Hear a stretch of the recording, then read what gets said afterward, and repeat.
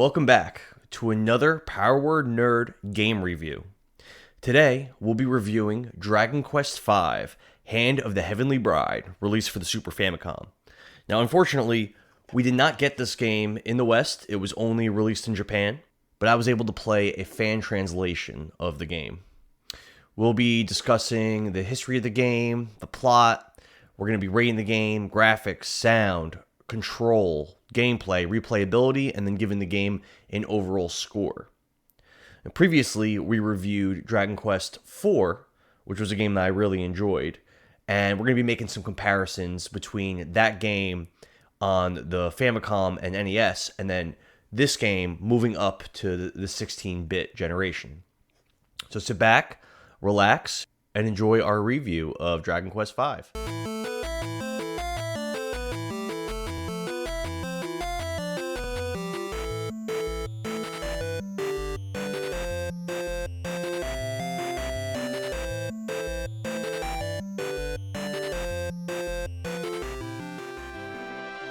Dragon Quest V, Hand of the Heavenly Bride, is a role-playing video game and the fifth installment in the Dragon Quest video game franchise, second of the Zenithian trilogy.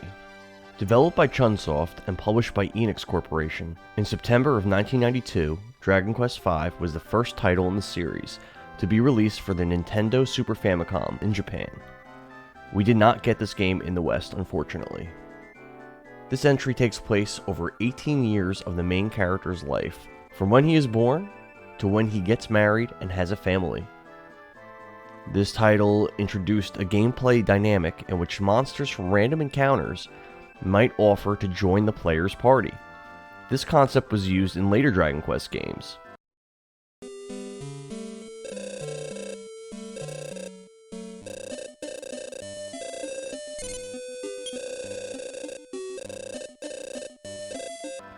The game's monster collecting concept appeared in many later franchises such as Pokemon and Digimon. There are a total of 40 monsters that are capable of joining the hero's party in the Super Famicom version, with 71 in the PlayStation 2 remake. Dragon Quest V uses basic role-playing video game mechanics seen in the previous titles, which includes leveling up by gaining experience points, first-person combat, and equipping different weapons and armor. Two remakes of Dragon Quest V were released, one on the Nintendo DS and one on the PlayStation 2. The PlayStation 2 release was never localized for the US, but the DS version was. The DS and PS2 versions of this title expanded your party from 3 active members to 4. Party Chat is a feature available in the DS remake. It allows the player to speak with members of your party to get their opinions and insight on certain circumstances at the press of a button after a cutscene or speaking with an NPC.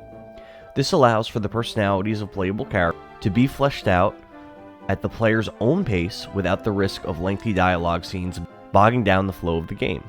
Quirks and the personality of the characters are revealed smoothly through the party chat system, and it seems to be a really popular mechanic with fans of the series. Now on to the Power Word Nerd review of the game. Graphics. 5 out of 10. The sprites look pretty decently detailed, as do the environments. There are some cool animations and effects at certain points. I really liked when the boss Bjorn attacked your party at the top of the lookout tower.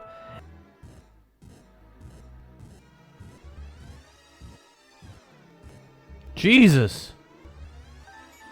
And when Zenithia Castle rose from the depths of the sea. Zenithian Castle to once again reclaim the skies. Zambini, this is all thanks to you. Now, watch.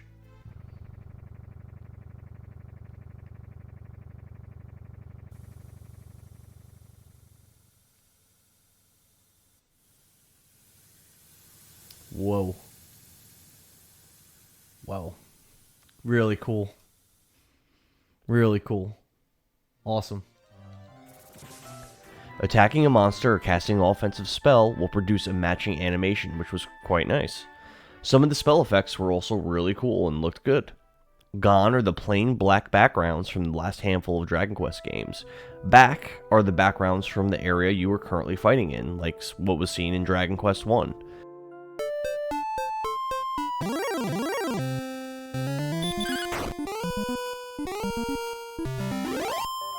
Not only that, but the backgrounds are actually animated. That being said, the Super Nintendo was capable of quite a bit more than what this game provided, and I was not wowed by what I saw. Sound. 7 out of 10. The familiar Dragon Quest music is present here, and some of the songs can get stuck in your head.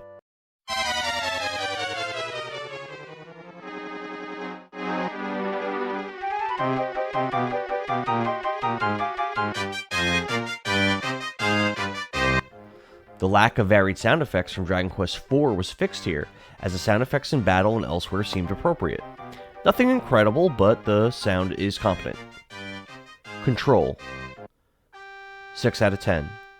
Finally, after you assign actions for your party, if a creature being attacked by multiple party members dies before all of your party members take their swing, the remaining characters will attack a different target instead of wasting their whole turn attacking a monster that's no longer there. To be honest, I actually liked it the other way, where you kind of have to guesstimate how much health a monster would have and try to calculate how to optimize your turns, but I know most RPG fans did not like the old way, so we will consider this an upgrade. The tactics mechanic from Dragon Quest IV is back, but this time it's optional.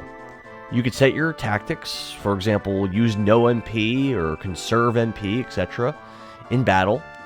You choose what you want the first party member in your lineup to do, then the rest of the party will take actions based on the tactics you've chosen. You could also choose the manual option where you simply control the whole party, which is what I did for pretty much the whole game. What was interesting is that there was an enemy type that one of its abilities, it actually had a lot of weird abilities, this creature. One of its abilities was it would change your tactics as its turn. It would change your party's tactics, which I thought was pretty cool. It's just like a minor inconvenience to go back in, because you can, in the midst of battle, you can go into tactics and change it back, but it just, I don't know, it was kind of a cool thing that they threw into the game, I thought. The inventory system is still a frustrating mess, just like Dragon Quest IV. You acquire tons of items, seeds, quest items, things to sell, etc., and you spend a lot of time in the storage just moving your stuff around. At least you have access to storage at Granvania Castle as well as Rockleberry, aka Fortuna, so you don't have only the one town like in Dragon Quest IV where you had to keep going back there to play with your items. Search, talk, and open commands can now be issued by a single button press bypassing the menu. This might sound like a minor change, but it was a huge quality of life improvement for the series. Gameplay, 8 out of 10. Many enemies from the previous entry returned here, like the Slimes, Babbles, Drakeys, and many others, but now they're in 16-bit. There are multiple vehicles in this game used for traveling to different locations similar to the previous games. In this game, you have access to Rodrigo's ship, a flying carpet, Zenithia Castle itself, and the Zenith Dragon. In the translation we're playing, he's referred to as Master Dragon. This game was the first Dragon Quest entry, allowing the player to recruit, train, and even equip monsters for his or her party. Monster recruitment was simplistic in its original inception, being a fixed percentage that could not be changed by the player. If multiple recruitable monsters appear in the same encounter, only the final filled monster will have a chance to join the hero. You can equip your monsters, and they level up, gaining new spells and abilities. What I found unfortunate about the monsters was that they had max levels that they couldn't surpass, and many of the monsters seemed to level up very, very slowly. When I got past the second time skip, I stopped using the monsters completely. My party just consisted of the hero and his 2 children. The shop interface now shows what stat changes will occur when a weapon is equipped, and you can equip purchased items automatically from the shop after you buy them.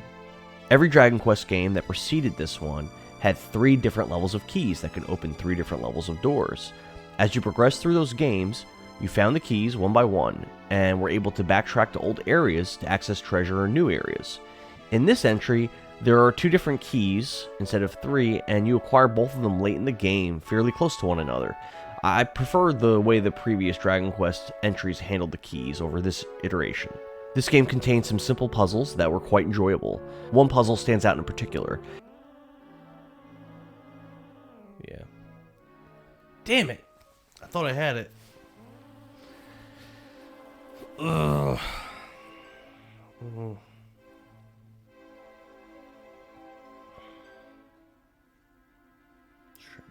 What's up? Where you needed to rearrange these large floor sections in a room to create an exit for yourself. It took me quite a bit of work to get through, but it was very satisfying once I completed it. Dungeons in this entry were fairly small for the most part, which was both good and bad. It was nice that there were very few paths placed in the dungeons that were there just to waste your time, but sometimes certain dungeons felt a little too brief.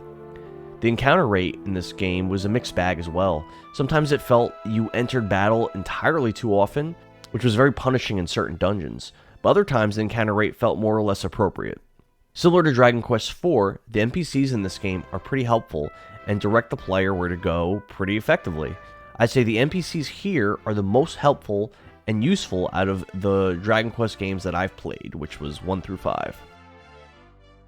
Something I found a little annoying about this iteration was the way in which human characters never seemed to stay in your party for long, whether it was Bianca, Pappas, Prince Harry, or your bride. The player received a rather limited amount of quality time to spend with the human party members before plot progression took them away. Story: 8 out of 10.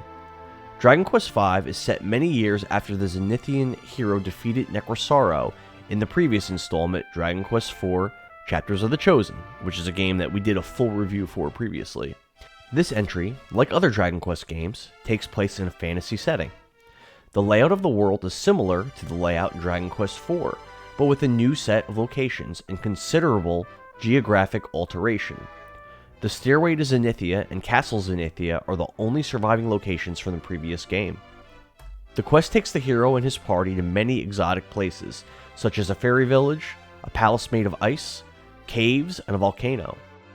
Like a few other Dragon Quest games, the final enemies reside in a dark world separate from the main map. This is the second title in the Zenithian trilogy, which was Dragon Quests 4 through 6, which involved the Sky Castle Zenithia and its population of Sky People, Master Dragon, and the Zenithian equipment. The previous entry had the chapter system, where the player took control of different protagonists in chapters 1 through 4, then united them together with the main hero in chapter 5 to defeat the big bad and his goons. This entry is much different. Here you start out the game in early childhood, accompanying your father on several trips. Unbeknownst to you, your father is actually the king of Granvania/Gotha, and is journeying through the world in search of your missing mother. This section of the game is fairly short, and you end up captured and made into a slave. I really did not enjoy the childhood section of this game for the most part. Most of the time, you were attached to the hip to your father, and couldn't really control too much of what was going on. To be honest, it was just kind of boring. It was hard for me to really get too invested in that part of the story. One really cool area of the childhood portion of the game, though, was Lenore Castle. In order to recruit a saber cub to join your party, you journey to the castle with your childhood friend Bianca to purge it of ghosts. The castle was really interesting, with puzzles and spirits to free. You also find a really important item at the end of the dungeon that was pretty important to the plot. Speaking of the saber cub, Bianca suggests 10 names for the saber cub. If the player rejects all of them, she'll cycle through her list again. You get separated from the saber cub at the first time skip and are reunited later after he has grown up. Throughout the course of the game, there's a 10-year time skip, then later, there's another 8-year time skip. Ultimately, you take it upon yourself to find your mother, and later to save the entire world from Mildrath, the king of the demon world. Aside from the time skips, the game also allows you to choose your wife. This game was subtitled Hand of the Heavenly Bride. This was pretty fitting, as you got to choose between your childhood friend Bianca and a rich man's beautiful daughter, Flora, aka Nira. The wife you choose joins you, and the other kind of just chills out as an NPC, but is still somewhat involved in the story. You go on and have children with your chosen wife, who are integral to the plot. You see, you are actually not the chosen one in this game. Your wife gives birth to twins, a girl and a boy.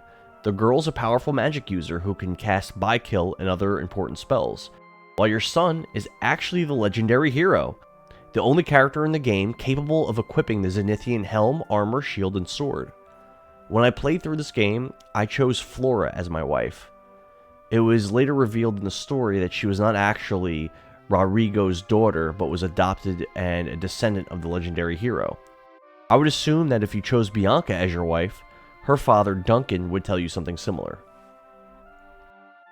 It's worth noting that the DS remake gave you an additional wife choice in a character named Deborah.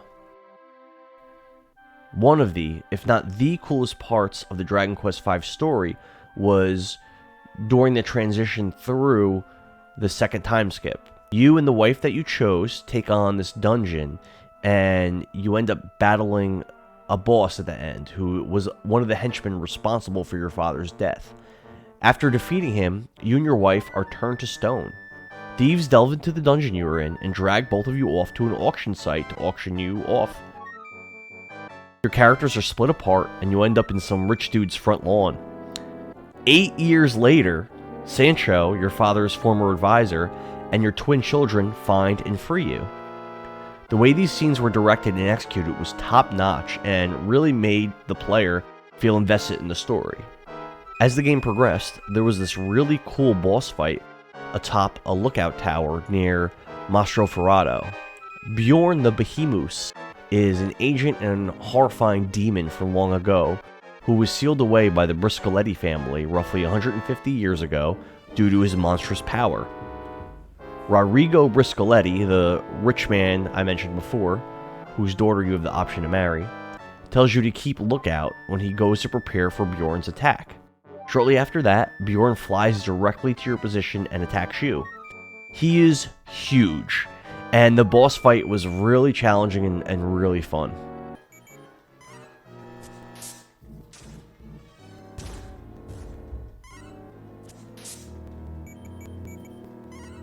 It's a shitload of HP. The floating castle of Zenithia made its second appearance in this entry of the series. Zenithia is actually in the bottom of the sea when you first encounter it, and you must complete a pretty cool quest to raise it back into the skies. The quest is brief, but it involves time travel, revisiting areas from the beginning of the game, and ties some story elements together very nicely. The ending section to the game was brief, and the way the ending was set up felt very, very similar to Dragon Quest IV. You settle everything you can in the world, and have to travel to the demon world to finish the big bad off. It was so similar to the previous game that it actually just felt kind of lazy to me. And actually, I think just in general, in Dragon Quest I, you didn't have to travel to another world, but I remember that you did in 2 and 3. And again, it just doesn't feel like they're putting a lot of effort into these sections. And this final section here, was very short. At least in Dragon Quest IV, you had a couple mini-bosses that you had to fight, and you had to go to a couple different locations. It wasn't that long, but it was something. And then you go and you face the final boss. But here, it was literally like, you get there, there's a little town, you can visit the town and upgrade your equipment or whatever, but there's not really anything to do there. And then you go to the final boss, and that's it. That's the final section of the game. It just felt lazy.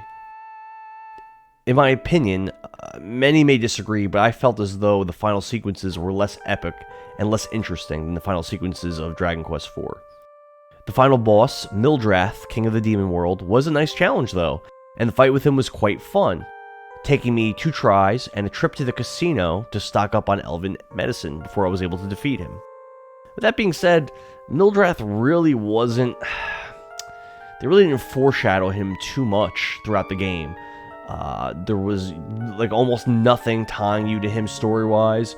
Yes, he had connections to your mother, but you didn't find out about that until like the very, very end of the game. And again, in Dragon Quest IV, the final boss Necrosaro, he was around for a long time, and you were much more invested in defeating him. Replayability, 8 out of 10. Dragon Quest V shines bright when you compare its replayability to the other titles preceding it. You still had the casino and King of Metals that were present in Dragon Quest IV, but this iteration had something that Dragon Quest IV did not: a bonus dungeon. This dungeon was only available after beating the game and getting all the way to the end screen, hitting reset, and then loading your previous save.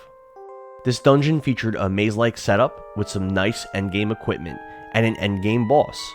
The boss is Esterk, a boss from Dragon Quest IV. Defeating him doesn't unlock any bonus story progression or anything like that. He simply tells you how many turns it took to defeat him, and you are allowed to come back and challenge him as many times as you please. As a super boss, he is extremely powerful, much more so than the main antagonist of the game, Mildrath. Defeating S-Turk and later trying to defeat him in fewer turns than before gives the player plenty of reason to grind and keep playing after completing the main story. Unfortunately, I could not access the bonus dungeon after my playthrough as there was an issue with my save. Overall score, 7 out of 10. This game was a solid RPG. It was really enjoyable to play. A lot of people consider it to be one of the best Dragon Quest games out there. I did rate it, however, slightly lower than Dragon Quest IV, which I thought was a better game. Thanks for watching, guys. I hope you enjoyed my review of Dragon Quest V. Please tune in to our Twitch and watch us stream other games as well as Dungeons & Dragons. Again, it's twitch.tv/power_word_nerd. So thanks again, and I'll catch you guys next time.